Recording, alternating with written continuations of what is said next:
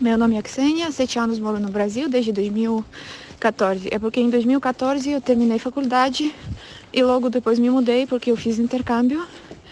E depois eu entrei na faculdade na PUC-Rio no MBA, é um Master in Business Administration.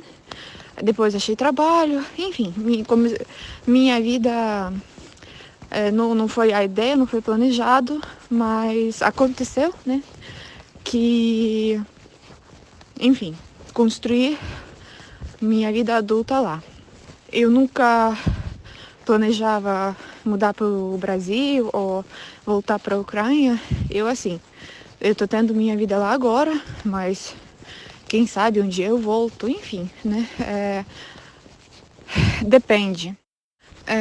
Nesse momento eu voltei para a Ucrânia porque, enfim, meu país está em guerra e eu sou o tipo de pessoa que não estava conseguindo acompanhar de longe, né?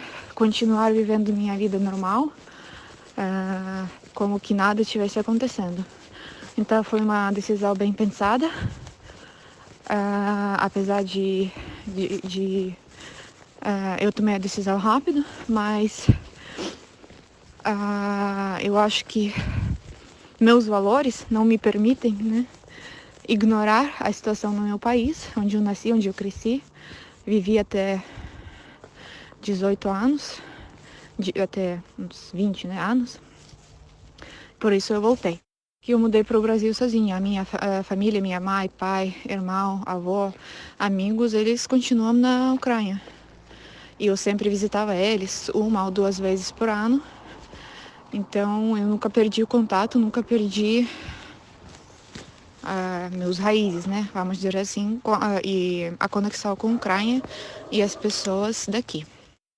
E também acho importante pensar na minha família, porque meu pai perdeu o emprego quando a guerra começou. Ele tinha que urgentemente achar outro e tá trabalhando assim sem parar, tentando sustentar a família. Minha mãe, como eu já falei para você, abriu nossa casa para os refugiados e já passaram várias pessoas e já abrigamos várias pessoas. Tem uns 10 pessoas, 2 famílias grandes morando na nossa casa e minha mãe cuidando dela sozinha. Então, aqui também foi importante dar esse apoio moral, estar aqui com ela e ela não passar por isso sozinha, porque meu pai tinha que sair da nossa cidade para trabalhar e ganhar dinheiro. E, enfim, a situação é essa. Como eu tô me sentindo, assim, acho que já não sei mais, porque raiva, tristeza, enfim, é um conjunto, esperança, é um conjunto de tudo, mas o mais importante que a gente entende, é normal se sentir desesperado, mal, tudo isso faz parte, é a reação natural da nossa psicologia. Porém, apesar disso tudo, a gente não tem escolha, a gente tem que nos defender, a gente tem que defender nosso país. E apesar de todo mundo estar muito cansado, já são 19 dias de guerra, todo mundo está cansado, todo mundo estressado, todo mundo às vezes não vê mais sentido em nada, mas apesar de tudo é uma escolha diária de não desistir e de continuar a defender nossos valores, nossas vidas, nossas casas e nosso país, e apesar de tudo. Fácil? Não, não é. Como a gente se sente, é uma mistura muito doida de todas as emoções possíveis. Mas ninguém nos perguntou e ninguém deixou a escolha. A escolha foi tirada. A única escolha agora, que é sobreviver. E nessas condições, enfim, é difícil explicar como eu estou me sentindo. Por que isso está acontecendo? É uma resposta muito grande, mas eu vou tentar explicar muito assim, rápido.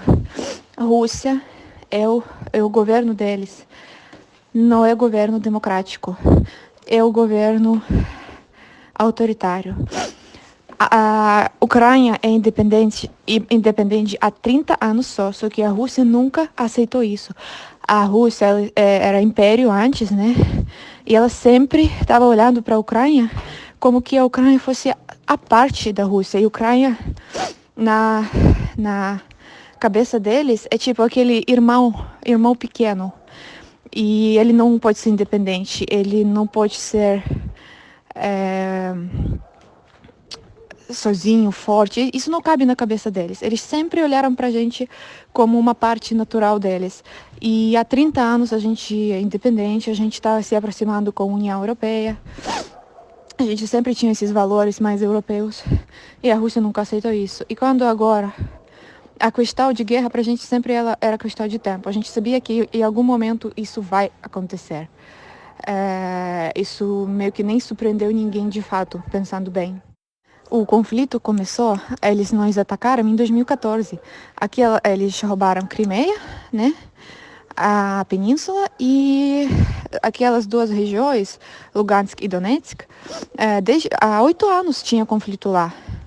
E a diferença agora é que é a guerra no país inteiro. Mas ela não começou agora, ela começou faz 8 anos. E então a gente já sabia. Aí temos essa postura do Putin. É tipo Hitler, é tipo Stalin, é tipo outros ditadores do passado. Ele é a versão moderna deles. É uma pessoa, ele é um psicopata, ele não se preocupa nem com ninguém, só com suas ambições. E ele não se importa com o preço que o país dele vai pagar para estar nessa guerra que não faz sentido. Então, são ambições de uma pessoa, de um ditador, né? Falando assim, brevemente, são ambições de um ditador psicopata, que não se importa com nada, ele quer entrar na história como um grande líder e estrategista. E que isso foi possível é porque a propaganda russa, que sempre, eles não tinham a liberdade de jornalismo, liberdade de expressão, liberdade de opinião. Eles, durante esses 30 anos, depois da União Soviética cair, eles tinham uma propaganda que estava distorcendo a realidade. Por exemplo, eles sempre falaram nas notícias nacionais, canais nacionais de televisão, eles todos são controlados pelo governo, eles não têm liberdade. E eles sempre passavam essa imagem de que Rússia, ela é uma vítima. Ninguém gosta da Rússia porque Rússia é tão forte e tão, sabe, que todo mundo meio que tá com inveja. Então, Estados Unidos, União Europeia, todo mundo, assim, ninguém gosta da Rússia, todo mundo quer que ela se dá mal. Por isso, gente, precisamos nós defender. Só que, de fato, ninguém, tipo... Sabe, isso é uma propaganda que há 30 anos estava sendo feita e a gente está tendo o resultado agora. A gente tem muitas pessoas na Rússia que acreditam que eles estão salvando ucranianos, que ucranianos queriam isso, que ucranianos precisavam, que ucranianos estão sofrendo com nazismo ou fascismo aqui e... tipo, precisávamos deles para eles nos salvarem. Isso não é verdade. Mas eles criarem essa história, essa narrativa, para justificar esse ataque e justificar o que eles estão fazendo. E alguns dias atrás, olha só, o mundo inteiro já sabe que tem guerra e que a Rússia atacou, mas alguns dias atrás, o primeiro-ministro deles, Lavrov, ele fez uma entrevista e falou: não, a gente não começou a guerra na Ucrânia. Eles começaram e a gente foi lá salvar civis. Só que você sabe, eles estão matando civis. Já temos estatística de quantas escolas eles bombardearam, quantos hospitais, quantos carros de ambulância, quantas maternidades, quantas crianças morreram. Ou seja, eles fazem uma coisa, só que passam isso como que fosse uma salvação. Mas, enfim.